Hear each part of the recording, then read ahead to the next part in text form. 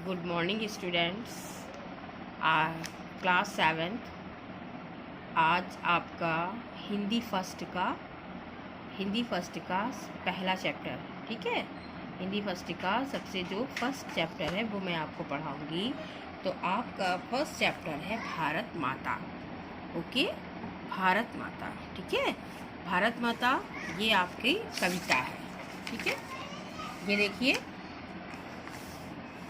ये आपकी कविता, ठीक है। तो इसकी व्याख्या मैं आपको पढ़ाऊंगी, ठीक है। और उसके बाद बेटा आप ये देख लीजिए, ये आपका कोर्स है, ठीक है। तो ये आपको फेयर कॉपी में करना है। ये मैं आपको पिक भेज दूंगी। ये इतना कोर्स है, अर्धवार्षिक यानी कि हाफ एयरली तक ये आपका कोर्स है। इसको आप लोग फेयर कॉपी में फर्स्ट पेज पर सबसे पहले नोट करेंगे। ओके, सबसे पहले आप इसको नोट करेंगे, देख लीजिए। ओके, इसके बाद फिर अब जो है हम आप लोगों की कविता स्टार्ट करते हैं, ठीक है। पहले कविता के बारे में थोड़ा सा समझ लीजिए। ये कविता लिखी है हमारे राष्ट्र कवि मैथिली शरण गुप्त जी ने, ठीक है। और जिनका जो है जिनका जन्म चिरगांव, समझे, जिला झांसी, उत्तर प्रदेश में हुआ था, ठीक है। और इनकी बहुत सी रचनाएं, भारत भारती है, जयद्रथ वध है, साकेत है, बहुत सी रचनाएं इन्होंने लिखी।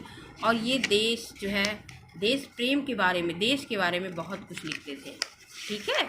देश प्रेम मतलब इनका जो है, इस जो पाठ का जो उद्देश्य है वो है आपका देश प्रेम, एकता, भाईचारा और सर्व कल्याण के भाव को जगाना, ठीक है।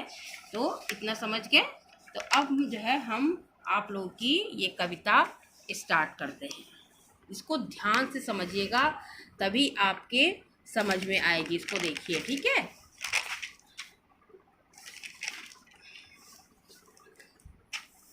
देखिए बेटा, भारत माता का मंदिर ये, भारत माता का मंदिर ये, समता का संवाद जहाँ, दिख रहा है ना। सबका शिव कल्याण यहाँ है, पावे सभी प्रसाद यहाँ। जाति धर्म या संप्रदाय का नहीं भेद व्यवधान यहाँ। सबका स्वागत, सबका आदर, सबका सम्मान यहाँ। अर्थात इसमें कवि क्या कहना चाह रहा है, भारत माता का मंदिर ये, अर्थात ये अपनी भारत माता को एक मंदिर के रूप में प्रस्तुत किया है, ठीक है। कह रहे हैं, और ये भारत भूमि, कवि का कहना है कि ये भारत भूमि, ठीक है, भारत भूमि को माता का मंदिर बताते हुए जो है कवि कहते हैं कि भारत माता का ऐसा मंदिर है जिसमें समानता की चर्चा होती है, ठीक है। भारत माता का ये ऐसा मंदिर है जिसमें समता यानी समानता का संवाद, यहाँ समानता की चर्चा होती है, ठीक है। सबका शिव कल्याण यहाँ है, पावे सभी प्रसाद यहाँ। अर्थात कि यहाँ पर सभी के शिव कल्याण, शिव का मतलब ही कल्याणकारी होता है, ठीक है। शिव का मतलब कल्याणकारी होता है। तो यहाँ पर सभी के कल्याण की वास्तविक कामना की जाती है, ठीक है। और पावे सभी प्रसाद यहाँ, और जो सुख रूपी सबको सुख मिलता है, प्रसाद मतलब सुख रूपी सबको सुख मिलता है। जाति धर्म या संप्रदाय का नहीं भेद व्यवधान यहाँ। और इस सबसे ये भारत रूपी माता के मंदिर की विशेषता ये है कि यहाँ पर जाति, ठीक है, जाति धर्म या संप्रदाय, सभी जात के लोग रहते हैं ना, तो जाति धर्म या संप्रदाय का कोई भेदभाव जो है यहाँ पर नहीं है। नहीं भेद व्यवधान माने रुकावट, कोई बाधा नहीं है। सबका स्वागत, सबका आदर, सबका सम्मान यहाँ। और यहाँ पर जो सबका स्वागत मतलब सबका स्वागत, सबका आदर, सबका सम्मान यहाँ पर हर जाति के, हर धर्म के, हर संप्रदाय के लोग बिना किसी व्यवधान के रहते हैं, और सबका स्वागत है, सबका आदर है, और सबको जो है समान सम माने यहाँ समान, यानी कि सबको यहाँ समान समझा जाता है।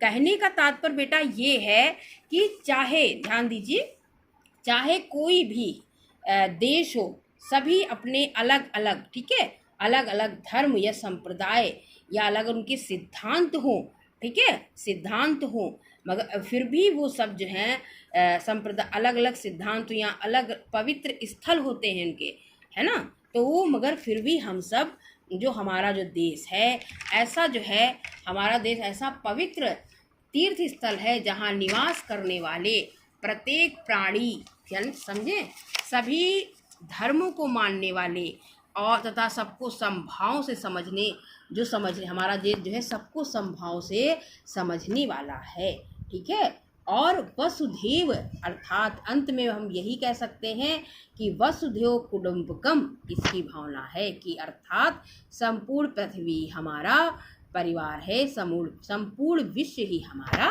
परिवार है।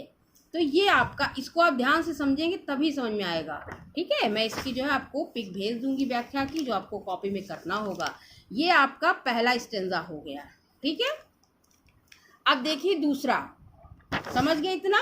दूसरा देखिए, राम रहीम बुद्ध ईसा का सुलभ एक सा ध्यान यहाँ, और इसमें कवि आगे कहते हैं कि किसी भी राम रहीम बुद्ध ईसा का, यानी किसी भी संप्रदाय का, ये जो भारत रूपी मंदिर में कोई भी किसी भी संप्रदाय को मानने वाला हो, चाहे वो हिंदुओं के इष्ट देव राम हो, ठीक है, या क्या हो, रहीम यानी मुस्लिमों के इष्ट देव रहीम हो, या बौद्धों के बुद्ध हो, या ईसाइयों के ईसा मसीह हो, सुलभ एक सा ध्यान यहाँ, और सबका अपना अपना पूजा करने का अलग अलग जो है ध्यान, वो अलग अलग तरह से अपना ध्यान करते हैं, ठीक है। चाहे वो मतलब ईसा मसीह हो, चाहे राम हो, या मुस्लिम के जो है रहीम हो, वो जो है सब जो हैं अपना उनका मतलब यानी इस मंदिर में सभी को बराबर सम्मान है, ठीक है। और सभी के स्वरूप, समझे, सभी के स्वरूप का बराबर बराबर चिंतन किया जाता है, यानी कि सुलभ एक सा ध्यान या चिंतन किया जाता है, ठीक है, और सभी की बराबर पूजा की जाती है। और भिन्न भिन्न भाव संस्कृतियों के गुण गौरव का ज्ञान यहाँ, ध्यान से बेटा देखिए कि हमारे देश भारत में अलग अलग संस्कृतियों के, भिन्न भिन्न भाव संस्कृतियों के, तो भिन्न अलग अलग संस्कृतियों के जो गुण हैं, ठीक है, और जो गुण हैं तो जिनके द्वारा संपूर्ण संसार के मर्म को अलग अलग जो है अलग अलग रूपों में संचित किया गया है, भिन्न भिन्न अलग अलग रूपों में संचित किया गया है, वे सभी इस भारत रूपी, ठीक है, माता में, भारत रूपी माता के मंदिर में एकत्र हैं। अर्थात भारत माता के इस पावन मंदिर में संपूर्ण संस्कृतियों का समावेश है, हर धर्म की संस्कृतियों का समावेश है। आ गया इतना समझ में? नहीं चाहिए बुद्धि बैर की भला प्रेम उन्माद। यहाँ कह रहे हैं आगे जो है कवि क्या कहते हैं कि हमें ऐसी बुद्धि नहीं चाहिए जिसमें बैर यानी कि शत्रुता, जिसमें शत्रुता भरी पड़ी हो, हमें ऐसी बुद्धि नहीं चाहिए। अर्थात ऐसी उन्नति प्रिय नहीं है जो ईर्ष्या से युक्त हो। इसका मतलब ऐसी बुद्धि नहीं चाहिए जिसमें शत्रुता भरी हो, ऐसी उन्नति नहीं चाहिए जिसको ईर्ष्या से युक्त हो, ठीक है। और इस भारत रूपी माता के मंदिर में सबके कल्याण और प्रेम का, सबके कल्याण और प्रेम का भला प्रेम उन्माद यहाँ, यानी कि सबके कल्याण और प्रेम का अत्यधिक अनुराग भरा पड़ा है। दीवानी मतलब उन्माद माने दीवानगी होता है या प्रेम होता है, ठीक है, तो भरा पड़ा है। सबका शिव कल्याण यहाँ है, पावे सभी प्रसाद यहाँ, अर्थात यहाँ पर सभी का मंगल कल्याण है, ठीक है, शिव कल्याण यानी मंगल कल्याण है, और यहाँ पर सभी को परम सुख रूपी प्रसाद की प्राप्ति होती है, ठीक है। जो आप लोग मंदिर कहीं भी आते हो प्रसाद मिलना ले लेते हो, वो प्रसाद नहीं, परम सुख रूपी प्रसाद की प्राप्ति होती है। तो यहाँ पर कवि का ये कहना कि पावे सभी प्रसाद यहाँ, यानी कि परम सुख रूपी प्रसाद, ठीक है, आगे इतना समझ में। उसके बाद बेटा देखिए थर्ड, सब तीर्थों का एक तीर्थ ये, ठीक है, सब तीर्थों का एक तीर्थ ये, हृदय पवित्र बना ले हम। आगे कवि का क्या कहना है कि भारत माता का मंदिर सभी तीर्थों में सबसे उत्तम तीर्थ है। भारत माता रूपी यानी कि उन्होंने भारत, पूरे भारत को ही मंदिर में ले लिया है, ठीक है। तो भारत माता का ये मंदिर सभी तीर्थों में सबसे उत्तम तीर्थ है, क्योंकि ये किसी एक संप्रदाय या किसी एक धर्म से जुड़ा नहीं है, अर्थात यहाँ सभी धर्म के लोग रहते हैं ना, तो ये किसी एक संप्रदाय या किसी एक धर्म से जुड़ा तीर्थ नहीं है, बल्कि सभी तीर्थों का समावेश है इसमें। इसलिए इस तीर्थ, समझे, इस तीर्थ में, इस तीर्थ का दर्शन करके अपने हृदय पवित्र बना ले हम, अपने हृदय को पवित्र हमें बनाना चाहिए। आओ यहाँ अजात शत्रु बन सबको मित्र बना ले हम। अजात शत्रु माने जिसका कोई शत्रु ना हो, और यहाँ पर आओ यहाँ अजात से मतलब हमारा कोई शत्रु ना हो और हम सबको अपना मित्र बना लें।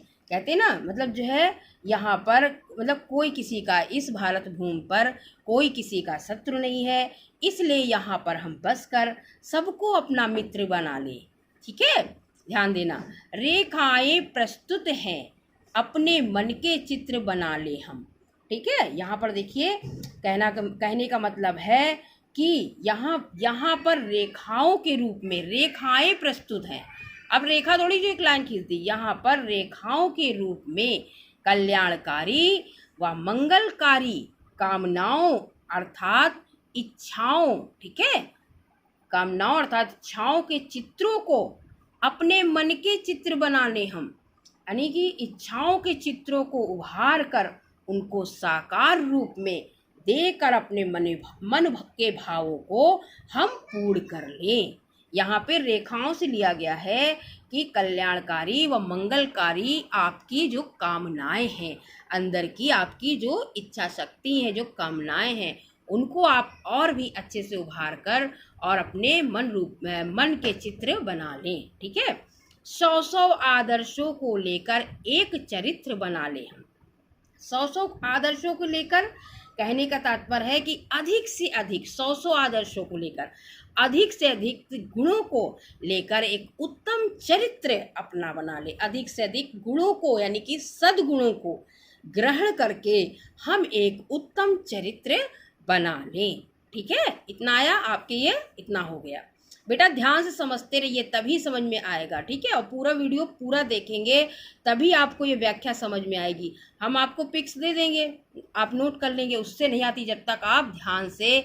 इसीलिए मैं एक उंगली रखते हुए चल रही हूँ कि इस लाइन का अर्थ ये है, इसका अर्थ ये है। ठीक है, तो अपने अंदर सद्गुणों को धारण करके एक उत्तम चरित्र बना लें। तो कहने का तात्पर्य ये है बच्चों, हाँ बेटा, कहने का तात्पर्य ये है कि ये भारत रूपी माता का मंदिर एक ऐसा पवित्र स्थल है जहाँ ईर्ष्या, द्वेष, लेश मात्र भी नहीं है। तो ऐसे पावन मंदिर में बसकर हम अपने जीवन को धन्य बना सकने में और अपनी मानवता को साकार रूप दे पाने में सफल हो पाएंगे। आगे इतना समझ में? ठीक है, आपका जो है ये थर्ड हो गया। अब देखिए लास्ट, देखिए चौथा आपका, देखिए कोटि कोटि कंठों से मिलकर उठे एक जयनाद यहाँ। अर्थात कवि का कहना है कि यहाँ पर, ठीक है, यहाँ पर जो निवास करने वाले सभी लोग एक स्वर में जय जयकार करते हैं। मतलब जो कोटि कोटि कंठों से, कोटि माने करोड़ों कंठों से, ठीक है, करोड़ों लोगों से, यानी कि सभी लोग एक स्वर में जयकार करते हैं। तो भारत माता के इस पावन मंदिर में सबके कल्याण की कामना की जाती है। एक साथ जो है, कहने का मतलब है जयनाद मतलब घोष, यानी कि मिलकर जय घोष करते हैं और जय जयकार करते हैं। तो भारत माता के इस पावन मंदिर में सबका शिव कल्याण यहाँ है, पावे सभी प्रसाद यहाँ। यानी कि इस पावन मंदिर में सबके कल्याण की कामना की जाती है और सभी को यहाँ पर परम सुख रूपी प्रसाद की प्राप्ति होती है। हो गया इतना समझ में? एक साथ मिल बैठ बांट लो अपना हर्ष विषाद यहाँ। कहने का मतलब ये है कि एक साथ मिल बैठ बांट लो, यानी कि एक साथ हम लोग, इस पूरे विश्व के लोग, भारत देश के लोग एक साथ मिलकर रहें और सबके सुख और दुख को समझें। समझे? कहने का मतलब ये है कि कभी आगे कहते हैं कि भारत में निवास करने वाले हम सभी आपस में, ठीक है, एक साथ मिल बैठ बांट लो, यानी कि भारत में निवास करने वाले हम सभी आपस में भाई बहन के समान हैं। हम सभी भाई बहनों का उद्देश्य होना चाहिए कि किसी को किसी भी प्रकार का कोई कष्ट ना हो, ठीक है। हर्ष विषाद यहाँ कि अब किसी को किसी प्रकार का कोई कष्ट ना हो, सभी के सुख और दुख को आपस में मिलकर बांटे। समझ गए? सभी के सुख और दुख को आपस में मिलकर बांटे, अर्थात सभी एक दूसरे के सहयोग के लिए तैयार रहें। तो कहने का तात्पर्य बेटा ये है कि हम सब भारतवासी एक ही माँ यानी कि भारत माता की संतान हैं और आपस में सभी भाई बहन के समान हैं और हमें आपस में मिलजुल कर रहना चाहिए और एक दूसरे की मदद करनी चाहिए। तात्पर्य ये है बेटा, लास्ट में हम आपको बता रहे हैं कि जिसने भारत में जन्म लिया है उसका ये सौभाग्य है कि उसने मोक्ष के मार्ग को खोज लिया है।